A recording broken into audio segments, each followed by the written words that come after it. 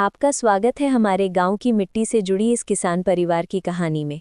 ये है एक साधारण लेकिन मेहनती लोकल किसान फैमिली, जिनकी सुबह खेतों की हरियाली से शुरू होती है और रात घर की चूल्हे की रोटी पर खत्म होती है।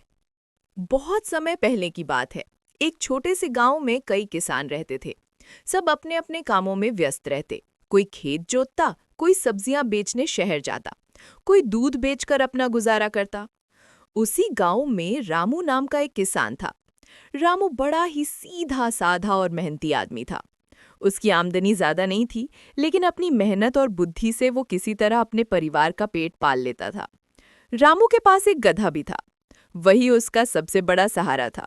गधे की पीठ पर वो बोरा, अनाज, लकड़ी या कोई भी सामान लादकर पास के कस्बे में बेचने जाता। गधा भले ही जानवर था, मगर धीरे धीरे उसमें भी कुछ समझदारी आ गई थी। वो ये समझने लगा था कि कौन सा बोझ भारी है और कौन सा हल्का। एक बार की बात है, बरसात के दिनों में रामू ने सोचा, गांव में नमक की अच्छी कीमत नहीं मिल रही, चलो कस्बे में बेचकर कुछ ज्यादा पैसे कमा लो। उसने गधे की पीठ पर नमक से भरा भारी बोरा लादा और कस्बे की ओर चल पड़ा।